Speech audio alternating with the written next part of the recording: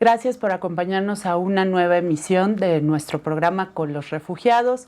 Este programa se puede lograr gracias a la colaboración de Justicia TV con la Agencia de Naciones Unidas para las Personas Refugiadas en México, ACNUR. Y bueno, hoy quiero comentarles que vamos a tener un programa muy especial porque nos va a permitir hacer un análisis de qué sucedió en 2019, qué pasó durante este año con la agenda de los derechos de las personas refugiadas o solicitantes de asilo en México. Y bueno, este tema es muy interesante porque iniciamos el año con una amplia difusión mediática de caravanas y la llegada de varias personas desde Centroamérica. Y bueno, ¿qué pasó durante este año? Para esto tengo una invitada y dos invitados muy especiales que nos van a poder ayudar a hacer esta reflexión. En primer lugar, quiero darle la bienvenida al titular de la Comisión de Ayuda para Refugiados en México, instancia del gobierno encargada de definir la condición de refugio para las personas y darle la atención tanto a estas personas como a los solicitantes de asilo en nuestro país. Hola Andrés, bienvenido. Hola, gracias. A continuación quiero darle la bienvenida a Belinda Jaro. Ella viene de una de las organizaciones que es socia de ACNUR. Esta organización es Proyecto Casa Refugiados y bueno, a través de esta organización es que también esta agencia puede llevar a cabo muchas de sus acciones. Bienvenida. Gracias, buenos días. Y bueno, por último, quiero dar la bienvenida al representante adjunto de ACNUR, Giovanni Lepri, quien, bueno, nos va a poder ayudar y acompañar a hacer este recuento. Muchas gracias, buenos días. Pues me place mucho tenerlos hoy con nosotros en este programa. Quisiera que me ayudaran a hacer una primera reflexión en relación a qué pasó durante 2019. Si ustedes tuvieran que hacer una fotografía y tenerla que compartir con nuestra audiencia, ¿qué nos podrían decir? Quiero, Andrés, por favor, que tú nos ayudes a hacer esta primera reflexión. Sí, bueno, yo creo primero, cuando se hace una reflexión de esta naturaleza, se tiene que partir de lo que muchos llaman la línea de base, es decir, cómo empezamos, qué encontramos. Y nosotros encontramos una situación muy complicada, no solamente porque ya se había venido un incremento notable de las personas en busca de protección internacional en México, sino porque la Comar estaba en una estructura sumamente precaria, por tanto no tenía una capacidad operativa para poder tener el frente y poder avanzar en los aspectos más importantes del enorme desafío que presupone la llegada tan intensa de tantas personas. Este es, digamos, el punto de partida y ante esa situación pudimos trabajar de manera muy estrecha con el Alto Comisionado de las Naciones Unidas para Refugiados al respecto de poder tener un apoyo puntual, un apoyo sostenido, una coordinación muy estrecha de cooperación para poder tener capacitación, para poder tener asesoría técnica, para poder tener discusiones conjuntas para simplificar los procedimientos y también la búsqueda de un apoyo mayor en contratación de personas que pudieran trabajar con la Comar, porque el presupuesto que tuvimos para el año 2019 fue bastante limitado. Ante esa situación tuvimos que enfrentar ese enorme desafío y ante ello nos encontramos con que lejos de estabilizarse las llegadas de personas, el incremento fue muchísimo mayor que lo que tuvimos a lo largo de los años anteriores. Se cerró el año 2018 con 29.634 solicitantes y al cierre del 30 de noviembre tenemos 66.915, o sea, ya tenemos mucho más que lo que tuvimos, mucho más del doble que lo que tuvimos el año pasado. Entonces, el desafío aún así se incrementó. Podemos decir, además, como tú señalaste, se inicia con caravanas, pero aquí hay que ser muy claro, no fueron la mayoría de los solicitantes para nada los que venían en las caravanas. Sí, la caravana es muy voluminosa, es un aspecto mediático importante, lleva mucho a los reflectores, pero la mayoría de las personas que llegaban a solicitar la condición de refugiado llegaron justamente ajenos a las caravanas. Y también otros elementos importantes que hay que señalar de este año es que llegaron nuevas nacionalidades con un peso muy importante. En primer lugar, este año hemos tenido los hondureños, que eso no es novedad. En segundo lugar, los salvadoreños, que tampoco. Pero en tercer lugar, los cubanos, que es una novedad absoluta, con un número enorme de personas. Más de 8,000 han solicitado la condición de refugiado este año, solo de Cuba. En cuarto lugar, Venezuela, que tuvo un incremento, pero no tan enorme como el que tuvieron las otras nacionalidades. En quinto, los haitianos, que es la otra gran sorpresa, dada el deterioro económico que tiene la isla de Haití, pero además por una situación de mucha inestabilidad política. En sexto lugar, Guatemala, parte del Triángulo Norte, y séptimo lugar, Nicaragua. Con eso podríamos decir también que este año hemos tenido muchas familias, es decir, ha habido muchísimo más incremento de las personas que vienen a nivel de familias, mucho más niños y adolescentes, mucho más mujeres. Ya tenemos el 71% entre niños, niñas y mujeres de las personas que llegan a solicitar la condición de refugiado en México. Con eso lo dejo ahí para dar oportunidad a otros comentarios. Belinda, en este sentido, con lo que nos describe Andrés en relación a cómo han ido cambiando también las poblaciones, el tipo de personas que han llegado a México, la cantidad, ustedes que trabajan mucho con, digamos, son nuestro brazo en terreno con las personas refugiadas o solicitantes, ¿qué pasó durante 2019? ¿Ustedes qué pudieron detectar? Bien, pues como ya lo dijo Andrés, ¿no? El cambio en los flujos migratorios y el aumento de las personas que llegaron a México, pues comenzó muy fuerte y Programa Casa Refugiados estuvo siempre atento y participando en terreno directamente. Y a partir de eso tuvimos que cambiar totalmente nuestra perspectiva de atención. Para empezar, crecimos exponencialmente, ¿no? PCR o Programa Casa Refugiados era mucho más pequeño. Este año creció muchísimo con el apoyo, obviamente, del ACNUR, para poder contratar personas, para capacitarnos, etcétera. Y después, lo que hemos tratado de hacer, que ha sido el reto más importante, es fortalecer nuestras redes, tanto con otras organizaciones de la sociedad civil, con los organismos internacionales y también con aquellas entidades del gobierno federal y local o en los estados que han mostrado disposición para trabajar con nosotros y poder atender a esta población. Porque si bien es cierto que el Estado mexicano cumple con el reconocimiento y esta protección internacional que debe de dar en materia humanitaria a las personas con condición de refugio, la protección empieza una vez que ellos son solicitantes. Y entonces hay que ver dónde van a vivir, qué van a comer, de qué van a vivir, si tienen acceso al derecho a la salud, a la educación. Eso lo estamos trabajando y debo decirlo que en la medida en que se ha dado las circunstancias, lo hemos hecho conjuntamente con la Comisión Mexicana de Ayuda a Refugiados, ¿no? Esa es la parte de protección, porque es no solo tener una constancia de reconocimiento, sino abordar todos estos temas de la inclusión cotidiana. Ese ha sido nuestro mayor reto este año. Antes de que Giovanni nos ayude a hacer como el vínculo que se ha dado tanto con gobierno como con organizaciones de sociedad civil, me gustaría que enfocáramos un poco o que pudiéramos tener una perspectiva en relación a dónde está parado México en relación al mundo, ¿no?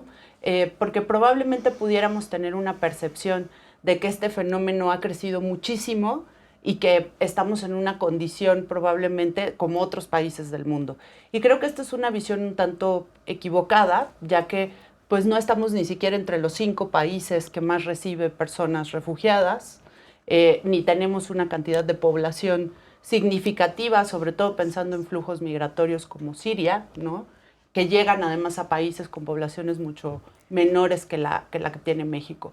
Un poco para no quedarnos con una percepción probablemente de que este sea un problema que está desbordado, sino más bien que cambió en una temporalidad corta. Bueno, Giovanni, con este escenario y lo que acabamos de oír, ¿cómo tuvo que cambiar la operación de ACNUR en México durante 2019 para adaptarse a este nuevo contexto? El 2019 ha sido, digamos, un año, ha sido el año más importante en término operativo para la ACNUR en México en la historia de su presencia. Y no solamente ha sido el más importante porque hemos tenido que expandir nuestras actividades y nuestra capacidad operativa, pero también porque hemos diversificado y hemos aumentado nuestra presencia en el terreno, pero también fortalecido mucho las áreas de intervención. Particularmente, yo diría que las áreas más importantes han sido el trabajo junto a la Comar, en apoyar el Estado, apoyar a México en tener una capacidad de registrar las personas que llegan al país solicitando asilo, pero también en todo el proceso de adjudicación y de decisión sobre los casos, porque los solicitantes de asilo, en el momento que están registrados como tales, entran en un procedimiento que se concluye solamente en el momento de la adjudicación o eventualmente digamos, si hay forma de apelación en algunos casos. Entonces, desde el principio, digamos, desde la entrada al país, que en su mayoría sigue siendo desde la frontera sur, al momento que las personas entran y expresan su voluntad de pedir asilo, claramente el interlocutor principal es la Comar, pero después de allí entra todo el tema del el rol que tiene la sociedad civil, como se mencionó, en la provisión de asistencia que sea asistencia en términos de albergue, el apoyo jurídico y la asesoría jurídica que se le da a las personas que muchas veces no tienen idea de cómo va a ser su procedimiento para pedir asilo, qué derechos tienen y cómo son las diferentes etapas de procedimiento. Una asistencia humanitaria básica. Muchas de las personas que llegan desde, sobre todo, como decía Andrés, de Centroamérica sin nada, han tenido el tiempo de empacar dos cosas y salirse corriendo, y entonces en el tiempo que esperan su procedimiento de asilo necesitan un periodo, una ayuda humanitaria, una humanitaria básica, y sobre todo que todo el proceso de su documentación en términos de solicitante de asilo, documentación migratoria, le permita de quedarse en el país en seguridad en este periodo. Pero después empieza toda la parte, y aquí donde creo que la ACNUR realmente este año, una de las áreas donde hemos aumentado nuestra capacidad operativa, es toda la parte que viene después de la adjudicación de la condición de refugiado, que es toda la parte de integración. Y creo que México ha demostrado también, y el ACNUR ha podido aumentar su capacidad porque hay condiciones en varias partes de México donde refugiados puedan lograr una integración efectiva. Una integración efectiva significa acceso a servicios, pero también acceso al trabajo y la posibilidad de transformarse muy rápidamente, porque en México hay un procedimiento que es rápido respecto a otros países, en personas que ya no son refugiados, sino son personas que viven en México como cualquier otra persona nacional o extranjero que ya está, digamos, en una condición regular. Esto creo que es una de las áreas donde hemos aumentado nuestro trabajo, y al mismo tiempo con las autoridades públicas, no solamente con la Comar o con INAMI, pero también con otras autoridades, la autoridad especializada en la atención a niñez y hacia adelante, en apoyar también un desarrollo de unas políticas y unos ajustes de la legislación que sean más favorable a la protección de refugiados, pero también que respondan a lo que decía Andrés antes, a un aumento muy significativo de los números. Y creo que estas son las áreas principales donde el ACNUR ha venido expandiendo su capacidad operativa y su enfoque operativo aquí en México.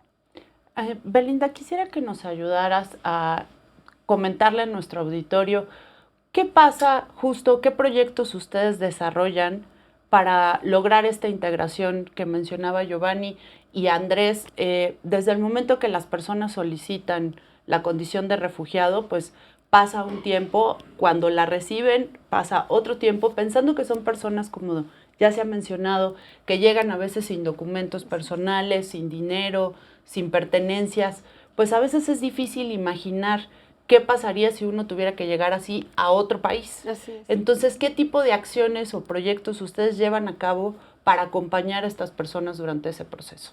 Bien, pues una vez que son solicitantes y llegan al programa Casa Refugiados, se empieza por hacer una entrevista donde se ven cuáles son las necesidades específicas de cada persona o de cada grupo familiar que se presenta. Y a partir de ahí, pues se les provee, se les canaliza algún albergue de los que trabajan con población migrante, se les canaliza algún centro de salud para que los atienda.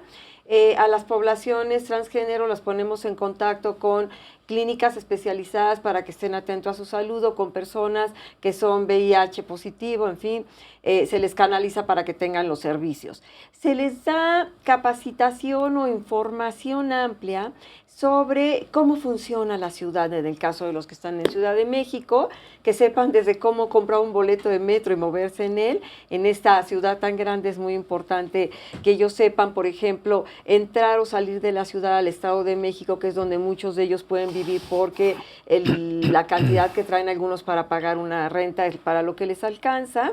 Se les provee también de información sobre aspectos laborales, cómo pueden ellos obtener un trabajo, qué documentos requieren, y se les contacta con organizaciones o compañías proveedoras de fuentes de empleo, es decir, que los contactan para que vayan a hacer solicitudes.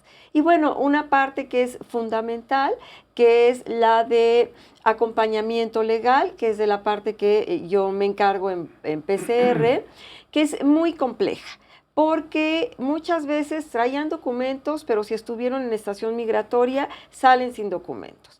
La única constancia o forma de demostrar quiénes son es la constancia de solicitud de reconocimiento ante la Comar. Y luego entonces hay que hacerle entender a todos los servidores públicos que eso tiene una validez mientras no tengan otro documento migratorio. Se les hace el acompañamiento para su regularización migratoria, y ahí empieza la peor batalla ante el Instituto Nacional de Migración, ¿verdad? Porque entonces hay que cumplir con los trámites, hay que recibir, y hay que decirlo, perdón, pero no puedo quedarme callada, un maltrato constante por parte del instituto. Desde que uno llega a la fila, es una sensación como que uno hubiera cometido un delito, y así lo tratan a uno, con voz fuerte, marcando que los papeles no son los que están, aunque los traigamos. En fin, eso es un trato general. Ya que logramos la regularización, que generalmente es muy lenta porque hay mucha demanda, entonces ya un poco cambia la situación, y pueden entonces tener un empleo diferente y acceder a otros servicios, ¿no? Pero la atención es constante, inclusive una vez que son reconocidos o que están ya en México esperando su resolución de la Comar, que ahora, bueno, ha sido muy lenta por las condiciones y circunstancias que ya describió Andrés, pues las personas están todavía como en el limbo porque no pueden hacer muchas cosas. Tenemos un equipo que va a las casas de las personas y ver qué necesidades tienen, ¿no? No es que ya fueron reconocidas o ya solicitaron, les demos una aportación, una despensa, en fin, y se vayan a su casa, ¿no? Belinda, vamos a su casa. Permíteme interrumpirte Sí. un segundo, vamos a retomar, vamos a tener que hacer un pequeño corte, pero justo en la segunda parte lo que vamos a abordar es retos, ¿no? ¿Cuáles fueron los avances? Tú ya has adelantado un poco de los retos que ha significado este cambio en el fenómeno que está pasando en México. Gracias. Regresamos.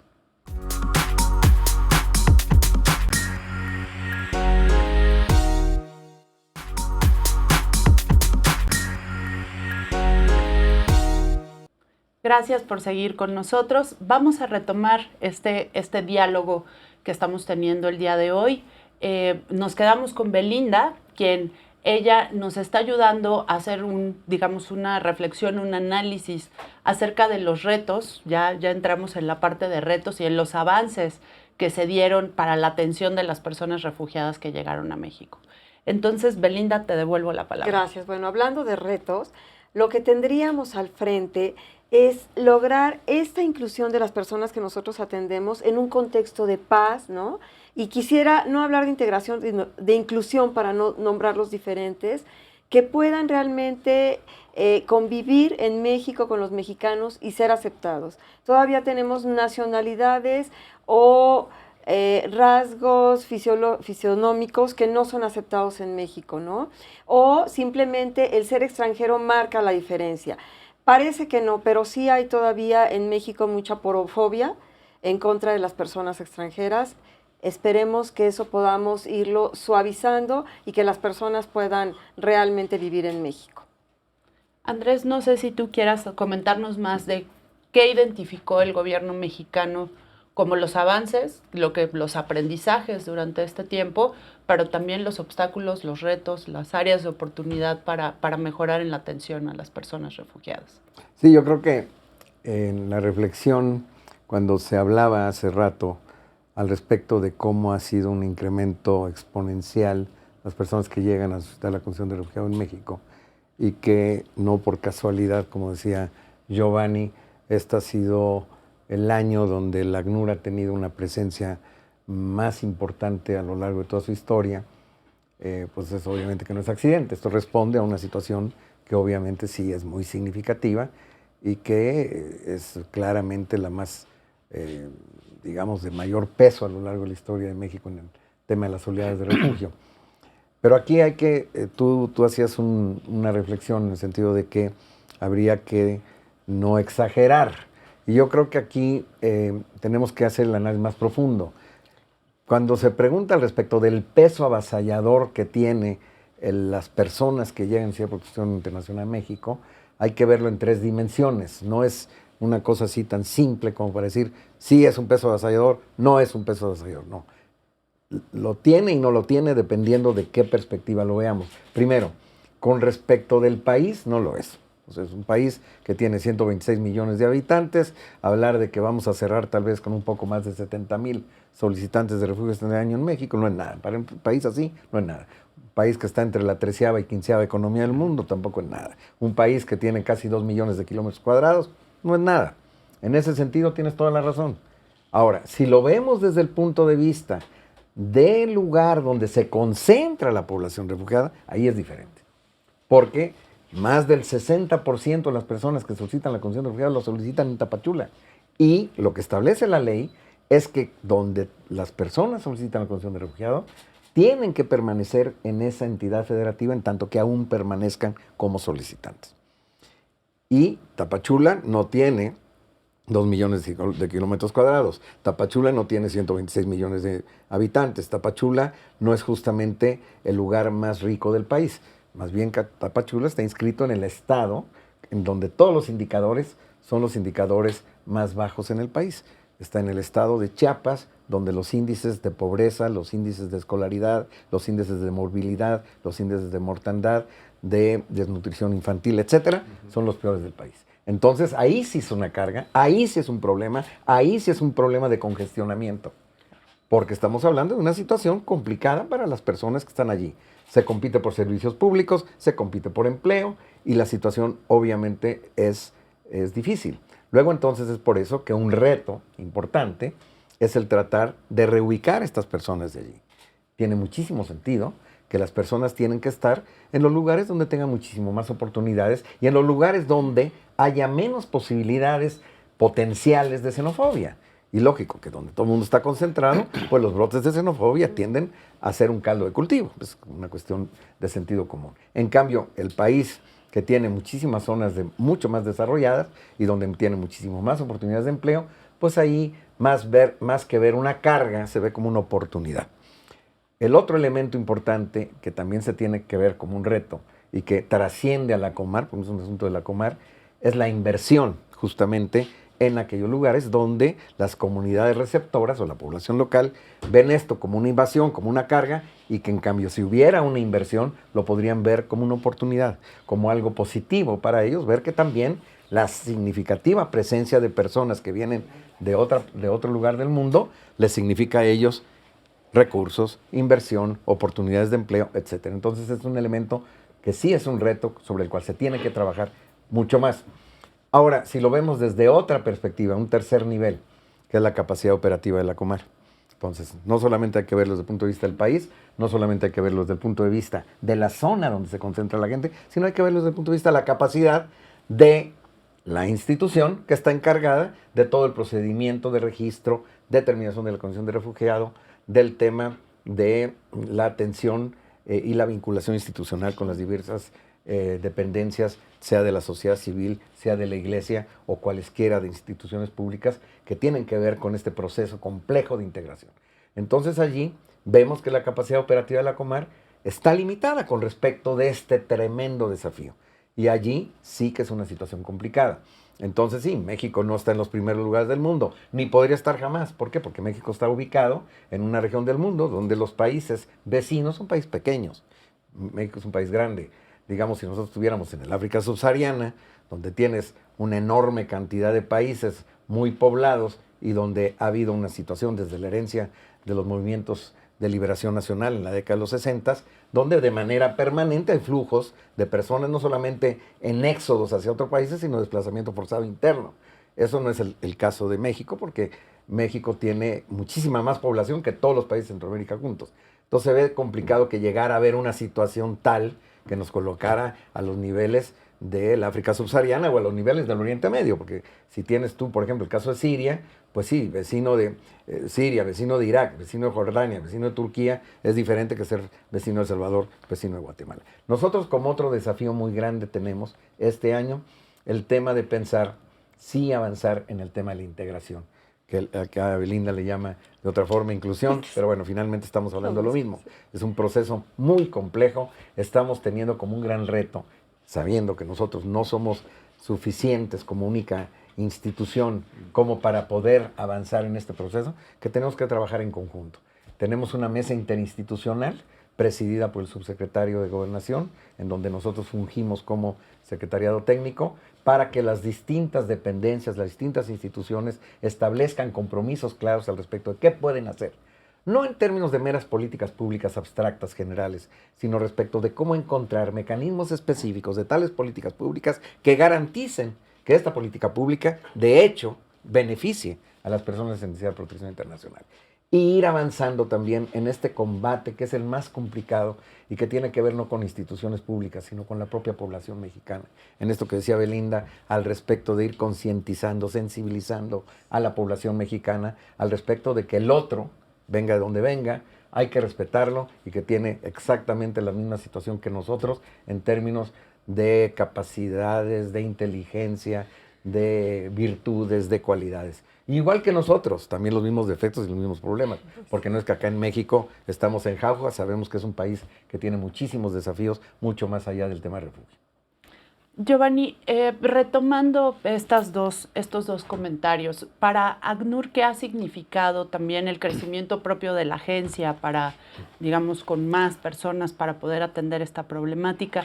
¿Qué hemos identificado y si coincidimos con el diagnóstico que nos han dado en relación a cuáles fueron los retos y cuáles son los avances o los aprendizajes en 2019? Sí.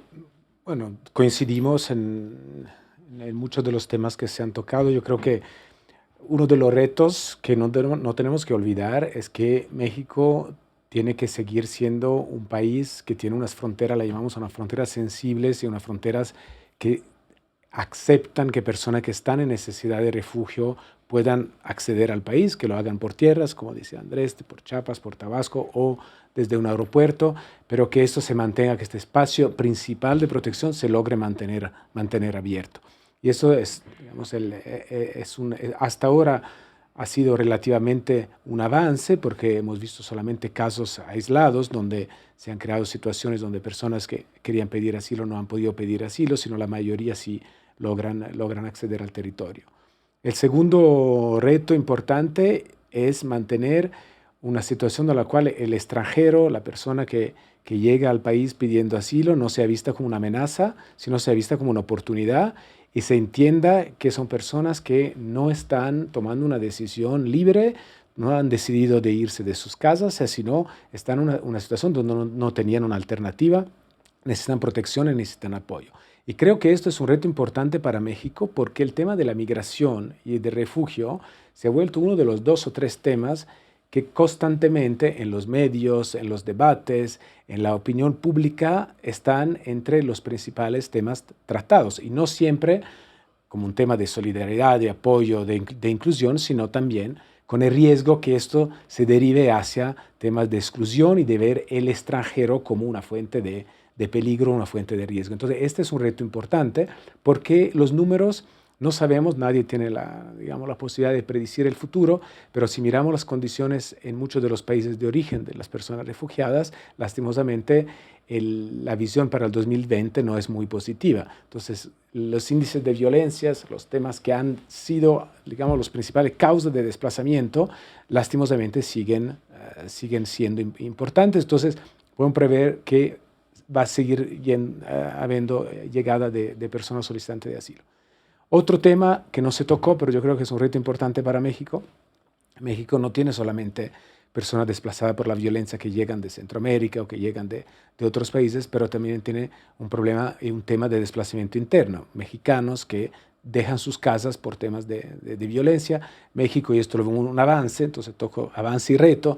El avance es que hay un reconocimiento importante de que el tema del desplazamiento forzado sí es un tema que existe en México y que necesita ser abordado. Entonces esto es un avance, pero al mismo tiempo el reto es una legislación y una política pública que permita dar respuesta a las, lastimosamente, algunas digamos, encuestas dicen centenas de miles de mexicanos que están buscando asilo.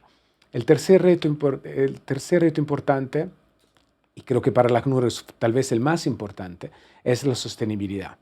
El ACNUR es un organismo internacional que puede operar siempre y cuando las autoridades nacionales de los países donde estamos invitados a operar nos permitan hacerlos y que haya una sociedad civil que nos permita ayudarlos en avanzar en su capacidad de respuesta y apoyo a las personas refugiadas.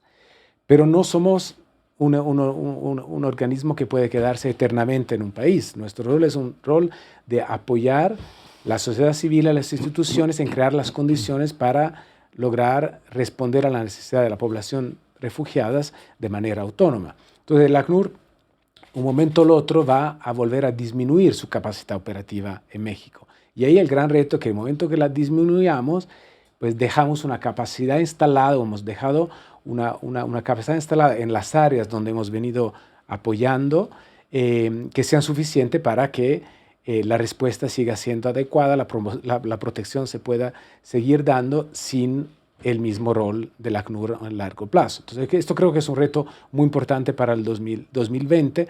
Estamos trabajando muy de cerca con nuestras contrapartes, con nuestros colegas, con el gobierno, con el Estado, pero va a seguir siendo un reto. Otro reto importante, yo creo que es un fenómeno relativamente nuevo, una situación relativamente nueva, porque es desde el 2019, pero sobre todo desde junio, julio y en adelante, y es la alta presencia de personas que son solicitantes de asilo, pero están solicitando de asilo en Estados Unidos y que están en este momento retornados a México en espera de poder seguir con sus procedimientos de asilo en Estados Unidos. Estas personas, que son más de 60,000 que ya han sido retornadas bajo este proceso, viven en su mayoría, los que se han quedado y siguen el proceso, entre las zonas más delicadas, más complicadas de México en términos de seguridad, de violencia, de condiciones complicadas, que son las zonas fronterizas, en particular del estado de Tamaulipas, que además es fronterizo con el área de Estados Unidos donde el más alto número de personas han sido detectadas y de vuelta bajo este proceso. Entonces creemos que eso también es un reto importante para la ACNUR, pero sobre todo para México, porque aunque sean personas que están solicitando asilo en el país vecino, pero están viviendo en México y necesitan protección y respuestas y asistencia por parte de México. Y el último tema, que yo creo que también es un reto muy ligado a estos, es que sí, los números no son, en términos absolutos, no son muy altos, pero como dice Andrés, sí son temas bastante complejos. Hay desplazamiento interno. Hay mexicanos que son retornados desde Estados Unidos. Hay refugiados y solicitantes de asilo que llegan de Centroamérica o que llegan de Haití, de Cuba o que llegan hasta de países de África, que han llegado a través de Brasil o a través de otros países por aeropuertos y después por tierras hacia México. Y no todos son refugiados. Esto lo que está pasando en México es un caso de una población que tiene razones muy variadas por las cuales ha decidido de cruzar la frontera y entrar a México. Y entonces también se necesitan políticas que respondan a diferentes necesidades. El asilo no es una respuesta para todo, entonces también se necesitan desarrollar unas políticas migratorias alternativas al asilo que permitan a las personas que ya han llegado al territorio de poderse regularizar sin tener que pedir asilo, si no son personas que realmente necesitan protección internacional. Y esto creo que es un reto muy grande porque hemos visto, y recientemente hemos visto, por ejemplo, las protestas muy fuertes de personas que vienen del continente africano, han llegado a México, se encuentran en Chiapas, y su solución no es el asilo en México. no quieren pedir asilo en México, tampoco el retorno a sus países en muchos casos es posible o viable, entonces tienen que buscar soluciones alternativas. Y ahí es donde creo que también México tiene un desafío en el manejo de un flujo migratorio mixto que necesita respuestas distintas a según de las necesidades de la población.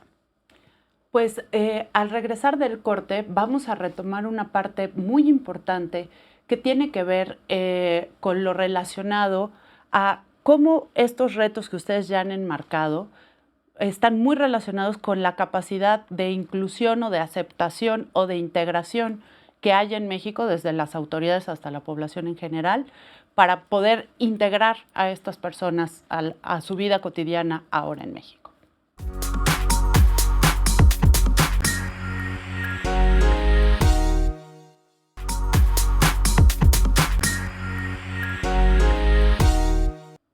Gracias por seguir con nosotros. Vamos a retomar el diálogo en donde lo dejamos antes del corte. Estábamos reflexionando acerca de los retos y de los avances que se dieron durante 2019 y creo que es algo muy importante que abordar con los invitados. Esto tiene que ver, para que haya una verdadera integración de las personas refugiadas, tiene que haber una aceptación de las personas en México a estas personas refugiadas. Tiene que haber tal vez una actitud de inclusión. Y yo quisiera que me hablaran cómo han percibido en este momento el fenómeno de la xenofobia, si la xenofobia ha aumentado, ha disminuido, en dónde probablemente se pueda ver más, ¿no? Y cuáles son los elementos o qué estamos haciendo para combatir este tema. No sé quién de ustedes quiera comenzar. Pues bueno, yo lo que he visto a través de los acompañamientos que hacemos es, por ejemplo, las personas transgénero tienen muchísima problemática para encontrar un trabajo, ¿no? Pueden tener determinadas habilidades, pero al momento que llegan a solicitar el trabajo y el contratista ve qué características tiene, automáticamente dice que la plaza ya se llenó o algo así. Y bueno, también en el tema de acceso a la justicia, encontramos una actitud muy cerrada de parte de las personas que están relacionadas con el ejercicio de la justicia, como son ministerios públicos, registro civil inclusive, al ver que son personas que no son nacionales, siempre hay un trato diferente y desafortunadamente la mayoría de las veces es para mal. Estamos tratando de acercarnos a las procuradurías, ¿no? A estas instituciones que ejercen este tipo de funciones para lograr capacitaciones y sensibilizaciones de los mismos servidores públicos, y yo creo que la actitud puede cambiar en la medida que las personas vayamos conociendo que más que venir a hacer un daño, vienen estas personas a contribuir. Finalmente, México tiene una tradición de puertas abiertas y hemos visto cómo a lo largo de los años las personas que han llegado a México han aportado más que quitarnos, ¿no? Yo creo que eso es lo más importante. Andrés, Giovanni. Licenciado, ¿quiere hablar? México es un país generoso, y esto lo puedo decir habiendo vivido en muchos y trabajado en muchos países, que a pesar del hecho que el tema migratorio, el tema de refugiados ha sido este último año siempre encima de todos los titulares y no siempre visto como algo positivo, visto a veces como una amenaza, a veces cuando hubo todo el tema en junio, julio del debate, la discusión entre México y Estados Unidos y el tema de las restricciones migratorias. A pesar de muchos, digamos, de muchos mensajes que a veces van en una dirección negativa, México ha sido y sigue siendo un país muy generoso, con un nivel de aceptación del extranjero muy alto. Pero esto no podemos, digamos, quedarnos tranquilos que de momento que hasta ahora ha sido así, bueno, siempre va a ser así, porque hay algunos elementos que van a determinar si la xenofobia va a crecer o se va a quedar relativamente baja, con algunos brotes, pero relativamente baja, o va a disminuir. Uno es lo que Andrés mencionó antes. Uno de los mejores amigos de la xenofobia es la impresión que el extranjero te esté quitando. Entonces, en zonas como Chiapas, donde las escuelas no tienen las estructuras mejores, los servicios de salud están sobrecargados, claramente si no hay una respuesta y no hay unas acciones que permitan que las zonas donde más personas extranjeras o refugiadas llegan tengan también un apoyo y una respuesta mayor para que la población no vea esto como digamos, algo que le está restando en su calidad de vida, eso es un elemento que hay que tener en consideración muy importante. Y el otro muy gran amigo de la xenofobia es la ignorancia. Hay también que seguir, y esto creo que es un área donde la academia, donde las escuelas, donde la opinión pública, donde los medios tienen un rol muy importante, es constantemente contar la historia de verdad de quién son estas personas, por qué han llegado al país, y también que este es un país que ofrece oportunidades. Pero esto tiene que ser hecho en el marco de políticas públicas, legislaciones y de una manera ordenada y estructurada, de manera que las oportunidades sean reales y que las personas que entran en estos procesos de integración lo puedan hacer de manera, digamos, lo más sencilla, lo más ordenada posible. Entonces, yo lo que diría sobre el tema de la xenofobia, de la coexistencia pacífica, es que estamos todavía a tiempo, pero sí hay unas acciones que hay que tomar, unas acciones importantes. Y una de estas, diría tal vez la más importante, es asegurarse que la zona donde más solicitantes de asilo llegan reciban un apoyo, una ayuda especial para poder, digamos, hacer que estas respuestas no sean vistas como algo negativo por la población local. Andrés, incluso esto pasa con las mismas autoridades, ¿no? Con los funcionarios públicos, lograr sensibilizarlos para que entiendan que la atención, y más el funcionario público de a pie, que es el que, digamos, tiene el primer contacto, ¿no? Sí, definitivo. Yo creo que buen juez por su casa empieza. Creo que si nosotros estamos en un organismo que trabaja con refugiados, ante todo es un tema de derechos humanos. Es lo primero y tiene que ser esencialmente una visión de respeto, de tolerancia, de aceptación, de entender que las personas merecen el mejor trato y que es totalmente inaceptable que ningún funcionario pueda tener una actitud de desprecio, de maltrato con las personas que vienen en necesidad de protección internacional. Yo creo que se tiene que entender, y lo tenemos que entender absolutamente todos, pero ante todo la autoridad, el que está tratando con las personas, que estas personas, para haber llegado a México, antes sufrieron tremendos problemas de discriminación al interior de sus países, de violencia, de violación sistemática de derechos humanos, de violaciones, de haber perdido seres queridos, de haberse desplazado de manera interna muchas ocasiones, varias veces, de tener que haber pasado por un itinerario terrible, trágico, muchas veces habiendo perdido seres queridos, y que es en esas condiciones en las que llegan. Entonces, si nosotros no entendemos eso, poco favor le hacemos a un esfuerzo de derechos humanos. El esfuerzo de derechos humanos, antes que nada, pasa por entender la tragedia humana por la que han pasado estas personas, para estar entonces en la mejor condición de tener la sensibilidad, la empatía, para poder entender al otro, a la persona, y poderlo apoyar. Número 2, yo creo que es muy importante tener claridad de que a lo largo de la historia, y no solamente en México, sino en cualquier país, si algo ha enriquecido las culturas de estos países, han sido justamente las inmigraciones. Se trata de una imbricación, de un encuentro y de un enriquecimiento de culturas. México tiene una cultura vasta, amplísima, pero en buena medida retroalimentada también por elementos que vienen del exterior.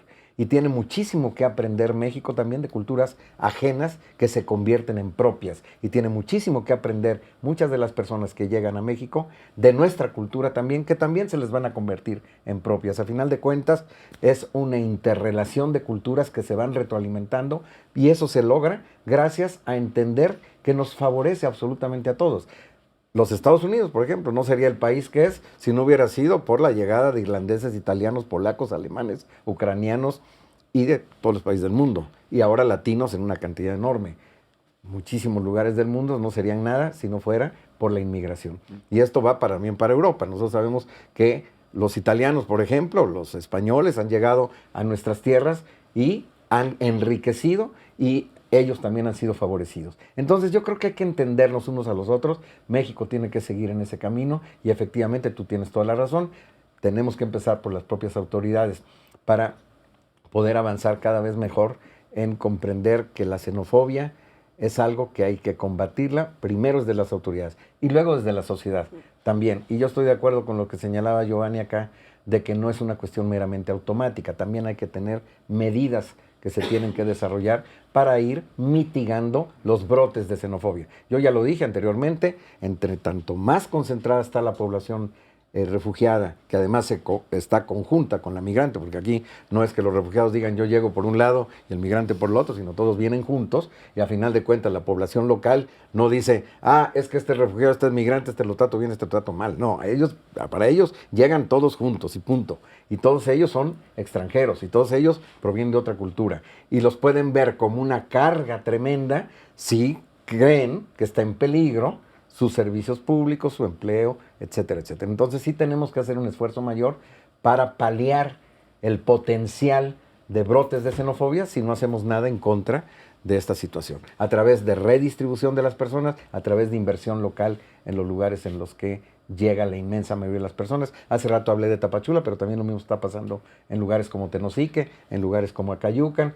Y sí, tenemos que desahogar esta población hacia otras zonas donde van a vivir mejor ellos, va a ser más enriquecedor para la población mexicana, desde luego haciendo esto de una manera planificada, en respeto a nuestras leyes también, porque no es casual que en México se establece en la ley que quien aplica para la solicitud de condición de refugiado una entidad federativa tiene que permanecer ahí. Si México no tuviera 3.200 kilómetros de frontera con los Estados Unidos, quizá esto no estaría establecido en la ley. Por eso esto no ocurre en cualquier país. Ocurre en un país que tiene como vecino el país más poderoso del mundo. Entonces yo creo que es una cuestión bastante entendible y que tiene sentido que se mantenga de esa manera. Yo no creo que esto vaya a cambiar, cuando menos en el mediano plazo, en donde hay dos enormes magnetos en los Estados Unidos, mucho más salario que los salarios que tenemos en el sur, y familia. O sea, en los Estados Unidos hay una cantidad enorme de familias y la gente muchas veces va por dólares, pero va también porque su familia está allá.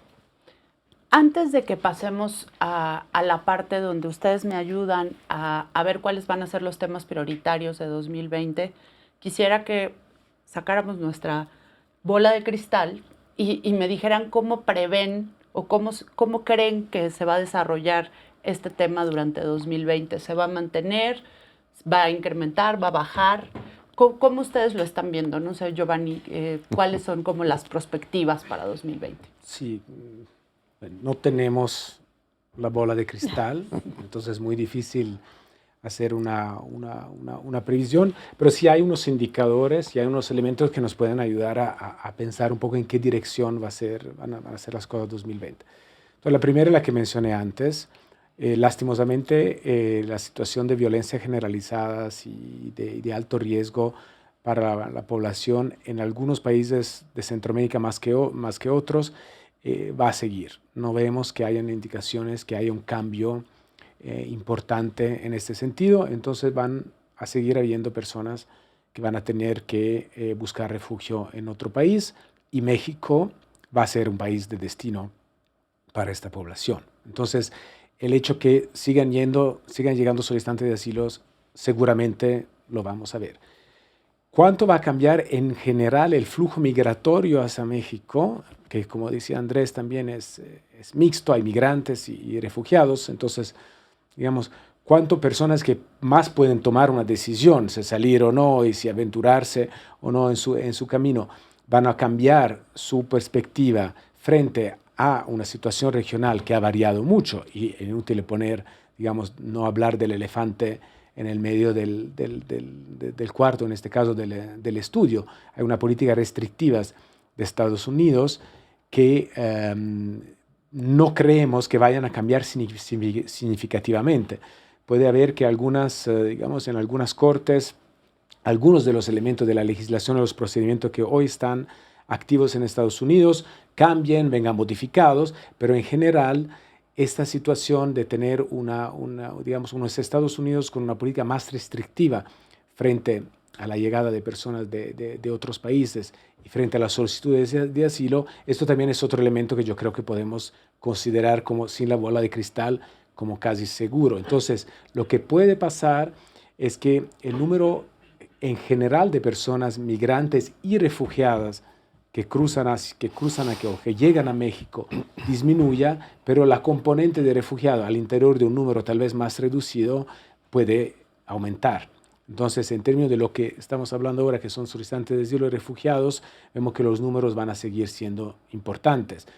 Que sean 70,000 o casi como este año, o 60, o 80, esto es muy difícil decirlo. También vemos que un otro elemento que creemos que va a seguir es que la composición y con el perfil de las personas que están buscando refugio también muy probablemente va a seguir siendo más familias, más núcleos familiares, comparado como era en el pasado, que eran más personas, individuos solos que cruzaban.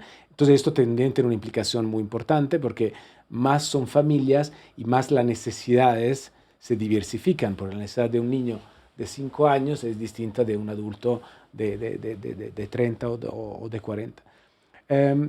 Yo creo que más o menos estos son los elementos que yo diría. México seguirá siendo un país de asilo, un país de refugio, en números relativamente importantes. Y también el otro elemento que yo personalmente estoy convencido que vamos a ver es que muchas de las personas, o un cierto número de personas que han solicitado asilo en Estados Unidos y que bajo los procedimientos actuales ven que su caso de asilo en Estados Unidos tiene muy pocas posibilidades de prosperar, que a un cierto punto decidan de pedir asilo en México. Entonces podemos tener una situación un poco relativamente novedosa, donde la concentración de solicitantes de asilo, que muy probablemente seguirá siendo en los estados del sur, pero también aumente de manera significativa en los estados del norte. Entonces como que se balance un poco donde las personas efectivamente deciden solicitar asilo en México. Y por último, quiero decir una cosa con más positiva, digamos. Yo creo que las posibilidades de integración las perspectivas de integración van a aumentar si seguimos empujando que estas iniciativas que hasta ahora se han dado se transformen más en políticas públicas y que hay más una sincronización, una coordinación entre las instituciones del Estado y de gobierno federal y nacional, la sociedad civil, el sector privado, el apoyo del ACNUR en hacer que se aumente de manera significativa esta posibilidad. La estimación que nosotros tenemos o el plan que tenemos de trabajo es que este año tuvimos casi 5,000 personas que han sido trasladadas del sur del país hacia el norte en un proceso de integración. Para el próximo año en total de integración tenemos la cifra de 20,000 como aspiración, que es muy ambicioso. No sé si vamos a llegar a esto, pero creo que sí también las posibilidades de integración deberían y esperamos que se sigan dando. Vamos a tener que cerrar, pero lamento mucho, luego el tiempo se pasa rapidísimo. Si en un minuto cada uno de ustedes pudiera dibujar cuáles son las prioridades durante 2020, sé que es muy poco tiempo, pero en un esfuerzo de síntesis.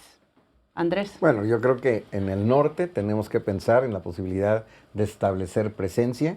La capacidad de asilo de la Comar tiene que fortalecerse, no solamente en el norte, sino en distintas otras regiones del país, haciendo un diagnóstico de dónde está llegando la mayor parte de la gente. Sí coincido en que tiene que haber un mucho mayor esfuerzo de integración. Sí coincido con Giovanni en lo que ha señalado en el sentido de que es difícil pronóstico, no tenemos obviamente la bola mágica, todos los elementos que él plantea yo estoy de acuerdo. Tal vez Haití pueda generarse una situación de mayor colapso y que por tanto pueda venir un flujo mayor de Haití. Fuera de eso, difícilmente podemos decir si los números rebasarán las cifras de los 70,000, 80,000 por ahí, pero por ahí parece que va a estar, porque tampoco hay ni un solo indicador que muestre que vaya a bajar la situación terrible que hay al interior de cada uno de estos países.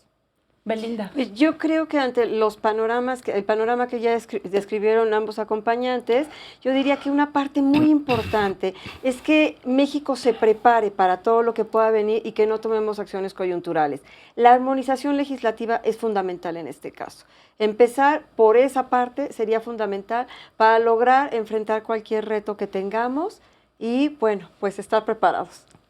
Pues muchas gracias por habernos acompañado. Los esperamos en su próxima emisión de Con los Refugiados y les agradezco mucho a nuestros invitados por haber estado con nosotros. Muchas gracias. Muchas gracias.